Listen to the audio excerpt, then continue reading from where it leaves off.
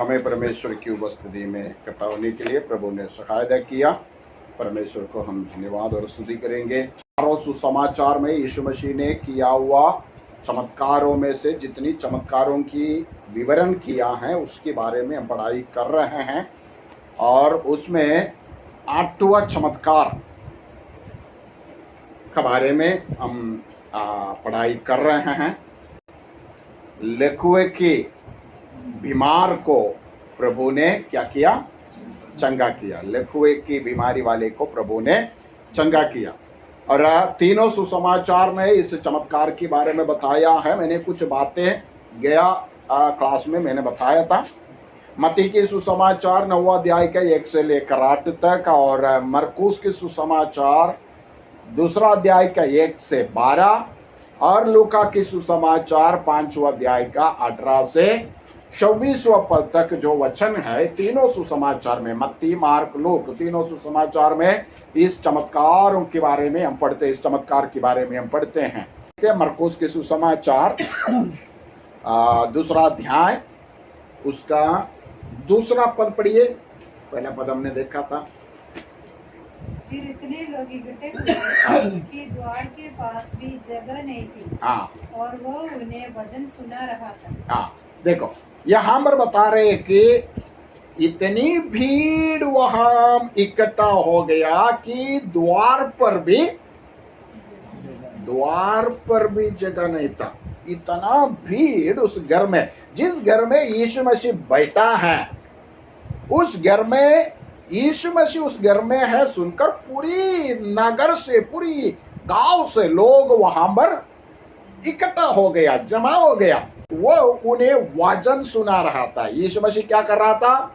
यीशु मसीह वचन सुना रहा था। यीशु मसीह कहां पर भी जाते हैं, यीशु मसीह का काम है, यीशु मसीह चंगाई करने के लिए नहीं। यीशु मसीह का लक्ष्य क्या था? लोग परमेश्वर का वचन सुनना है, और वचन सुनकर लोग परमेश्वर की मार्ग पर अपना जीवन को बिताना। और ये प्रभु चाहते हैं, परमेश्वर चाहते हैं। और जब प्रभु वचन सुनाने का बीच में कोई बीमारी वाले को मिलते हैं, और कोई दुष्ट आत्मा से पीड़ित को मिलते, कई संकट से भरा हुए लोगों को मिलते, प्रभु उनको चंगा करता है। प्रभु दुनिया में आने का मकसद ये नहीं था कि सारे बीमारी वाले को चंगा कर ले, ये नहीं था। तिमोथी का पत्री में हम पढ़ते हैं, यीशु मसीह पापियों को बचाने के लिए जिस संसार पे आया, ये वचन विश्वास योग्य और हर प्रकार से मानने के योग्य वचन है। ओके, तो जो परमेश्वर प्रभु यीशु मसीह संसार में आया, उसका सबसे बड़ा उद्देश्य, मकसद ये है कि सारी संसार को पाप से मुक्ति दिलाना, पाप से बचाना। ओके, लेकिन उसमें उस कार्य के लिए जब आया, यीशु मसीह ने बहुत सारे लोगों को चंगा भी किया है। बीमारी से चंगा किया, किसी मरा हुए लोगों को वापस जिंदा किया, दुष्टात्मा से जो पीड़ित लोग थे उनको उसमें से आजाद कर दिया, ताकि वो प्रभु उनको, यहूदी लोगों को, इस्राएल के लोगों को ये समझाने की कोशिश कर रहा था यीशु मसीह कौन है। क्योंकि वो लोग सोचता था कि यीशु मसीह यूसुफ और मरिया का बेटा है, ऐसा सोचता था। नासरत का एक गरीब परिवार का, सबसे गरीब परिवार का एक लड़का है, ऐसा लोग सोचता था। लेकिन यीशु मसीह जब वो वचन बोलते हैं, मैं जो वचन बोल रहे हैं वो वचन मेरा नहीं है, जीवित परमेश्वर का वचन है। मुझे जो भेजा है उस पिता का वचन में बता रहे हैं। उस पिता ने मुझे भेजा, मैं परमेश्वर का पुत्र हूं, ये मैं मसीहा हूं। ये बात इस्राएल यहूदी लोगों को समझ में आने के लिए प्रभु ने कई चमत्कार किया है। ये हम समझ लें, ठीक है। तो यहां पर हम देखते हैं, यहां भीड़ इतनी भर गया, प्रभु अंदर बैठ के वचन सुना रहा था, वचन सुना रहा था। तो वचन सुनना बहुत बहुत जरूरी है। हम वचन सुनकर उसके अनुसार जीना बहुत जरूरी है। और यह यीशु मसीह वचन सुना रहा था, तो क्या हो गया? मरकुस में वापस आएंगे, मरकुस 2 अध्याय का 3 पद में आएंगे। Marcos chapter 2 verse 3. Yeah. और लोग एक लेकुवे के रोगी को हाँ 4 मनुष्यों से उठवाकर उसके पास ले आए। हाँ, तो 4 लोग एक लेकवे के रोगी को उठवाकर उसके पास ले आए। तो मत्ती और मार्क ने नहीं बताते कि कितना लोग उसको उठा के लेके आए। वो लोग बता रहे कि कुछ लोग एक लेकवे के रोगी को उठाकर उस घर की ओर आया, लेकिन मार्क ने बता रहे कि कितना लोग था, 4 लोग था। और मतलब ये लोग क्यों लेके आते होंगे इसको, क्योंकि ये लोगों को मालूम है यीशु मसीह ने अभी कुछ चमत्कार तो किया है ऑलरेडी, कई जगह पर कई चमत्कार उसके द्वारा हो गया, और इसलिए लोगों की उम्मीद बढ़ गया। वो लोगों का बीच में यीशु मसीह का समाचार चल रहे, यीशु मसीह के बारे में बात चल रहे, और 4 लोग मिलकर उसको उठा के लेके आए। वचन 4 पढ़िए। परंतु जब वे भीड़ के कारण उसके निकट ना पहुंच सके तो उन्होंने उस छत को जिसके नीचे वो था खोल दिया, और जब वे उसे उधेड़ चुके तो उस खाट को जिस पर लकवे का रोगी पड़ा था लटका दिया। हाँ देखो, तो ये लोग यीशु मसीह के पास इस आदमी को लाने के लिए कोशिश किया, लेकिन पूरा भीड़ है, दरवाजे के पास भी पहुंच नहीं पा रहे। तो ये लोग एक युक्ति किया, जहां यीशु बैठा है उसके ऊपर छत है, उस छत को खोल दिया। छत को खोलकर क्या किया, इस आदमी उसके सामने उतार के रखा। और 5वां पद में 5वां वचन, यीशु ने उनका विश्वास देखकर उस लकवे के रोगी से कहा, हे पुत्र, तेरे पाप क्षमा हुए। यीशु ने उनका विश्वास देखकर उस लकवे के रोगी से कहा, हे पुत्र, तेरा पाप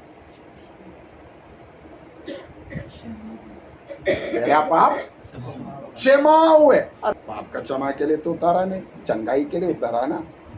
ये लोग क्या कर रहे, छत खोल रहे और इस आदमी को ऊपर चढ़ा रहे, और वहां से ये लोग सब लोग ये देखे खड़ा है, और सब लोग ये 4 लोग जो परिश्रम इस आदमी को यीशु मसीह के पास पहुंचाने के लिए जो कर रहे हैं उसको देख रहा था। एक साइड में कुछ लोग क्या कर रहे हैं, यीशु मसीह का वचन सुन रहे, यीशु मसीह वचन सुना रहे, कुछ लोग वचन सुन रहे, और कुछ लोग क्या कर रहे हैं, लेकुआ का रोगी को उठा के कैसे भी अंदर चढ़ाने का परिश्रम में है। और कुछ लोग क्या कर रहे हैं, वो लोगों का मेहनत देख के आश्चर्य होके खड़ा है। यीशु ने उनका विश्वास देखा। नंबर 1, यीशु ने क्या देखा, पहले उनका विश्वास देखा। किसका विश्वास है? हाँ, ये लोग जो परिश्रम किया है इस आदमी को यीशु के पास लाने के लिए, उनका विश्वास प्रभु ने, वो लोग यीशु मसीह पर इतना विश्वास था कि कैसे भी इस आदमी को यीशु के पास तक पहुंचाएगा तो जरूर इस आदमी को वो चंगा करेगा, और इसलिए इतना मेहनत वो लोग की। और उनका परिश्रम को नहीं, लोग उनका परिश्रम को देखा, लेकिन उनका परिश्रम को नहीं, यीशु क्या देखा, उनका विश्वास को देखा।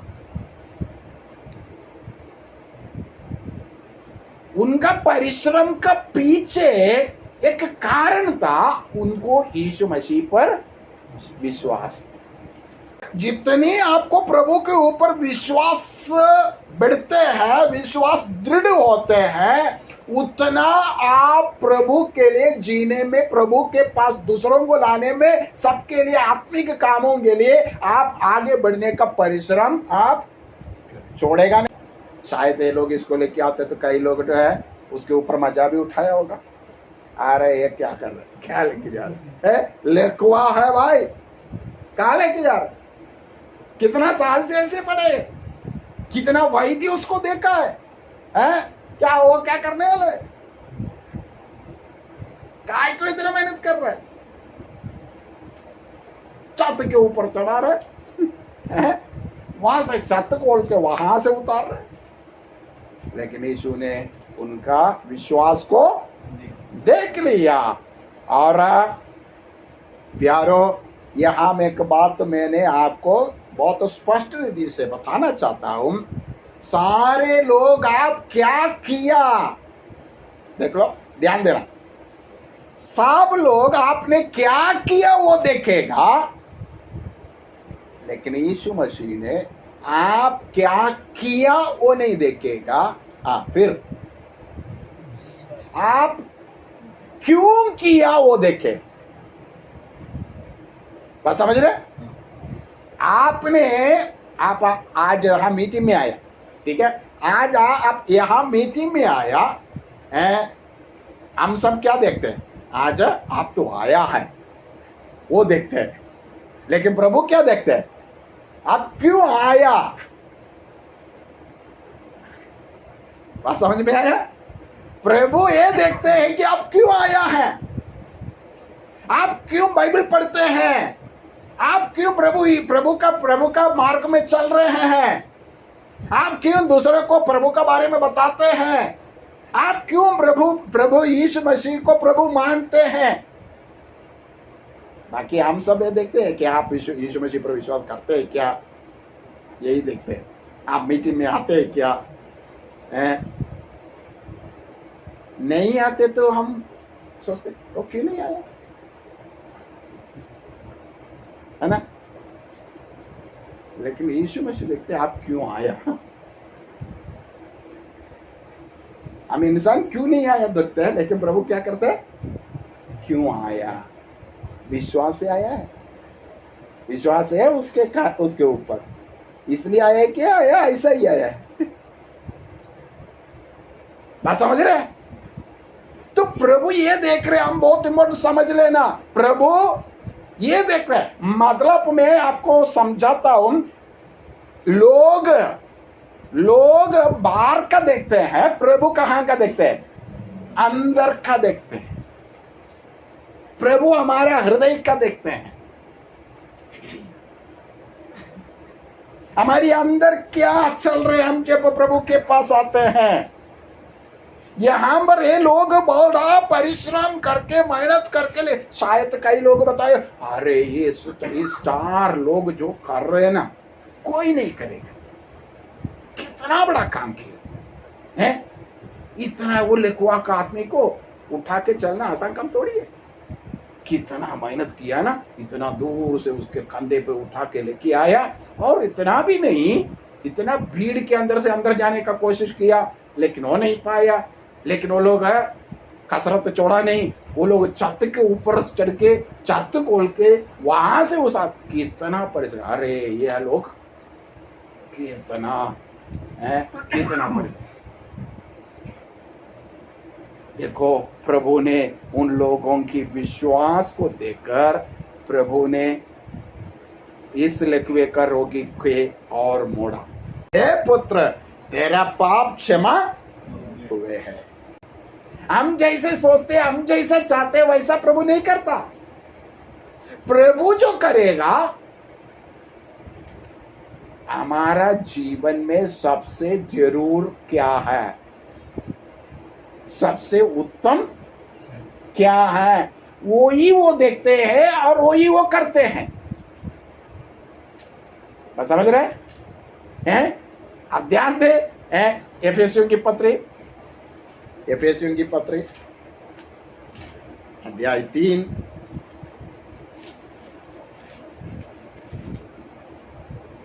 और उसका 20वां पद पढ़िए।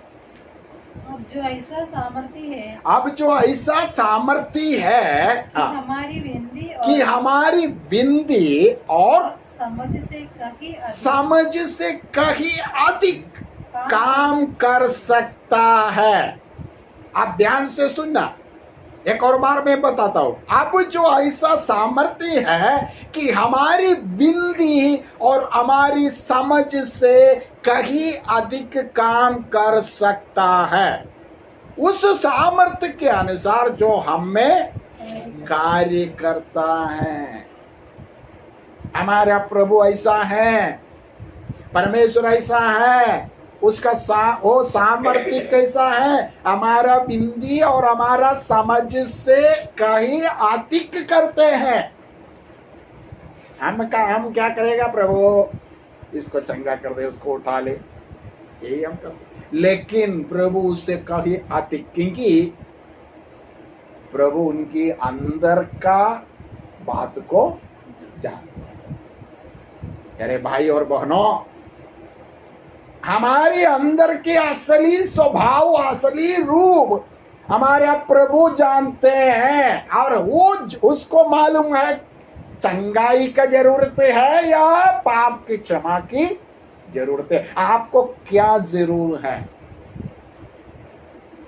वास्तव में आपको क्या चाहिए, किसकी जरूरत है, ये प्रभु अच्छे से जानते हैं। पौलुस ने उनका शरीर में से उनका एक प्रॉब्लम था, वो हट जाने के लिए प्रभु से 3 बार प्रार्थना की, है ना। 2 कोरिन्थी 12 अध्याय में हम पढ़ते हैं। और वहां पर उसने 3 बार प्रार्थना किया। प्रभु ने उनको क्या बोला, प्रभु ने उनको कहा है कि मेरा अनुग्रह तेरे लिए काफी है, मेरा अनुग्रह तेरे लिए काफी है, चंगाई का कोई जरूरत नहीं है। पौलुस ने उसके लिए प्रार्थना किया, लेकिन प्रभु ने बोला नहीं, ऐसा नहीं है। 2 कोरिन्थी 12:9 में हम पढ़ते हैं, पर उसने मुझसे कहा मेरा अनुग्रह तेरे लिए बहुत है, क्योंकि मेरी सामर्थ निर्बलता में सिद्ध होती है। इसलिए मैं बड़े आनंद से अपनी निर्बलताओं पर घमंड करूंगा कि मसीह की सामर्थ मुझ पर छाया करती है। देखो, हमारा प्रभु ऐसा है, हम कई बार जो मांगते हैं वो नहीं देता प्रभु बोलते उसका कोई जरूरत नहीं है तेरे लिए, है, लेकिन मुझे मालूम है तेरे लिए क्या जरूरी है, वो मैं देता हूं।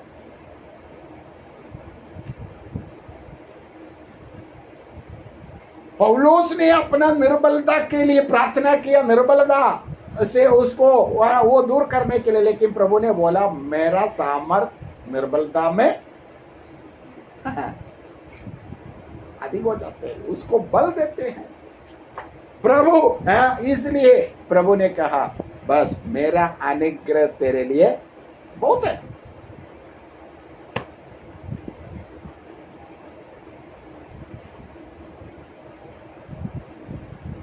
हम जो मांगते हैं, हम जितना मांगते हैं उससे कहीं अधिक समझ से भी भाव वो करते हैं प्यारो, और ये हम समझना बहुत जरूरी है।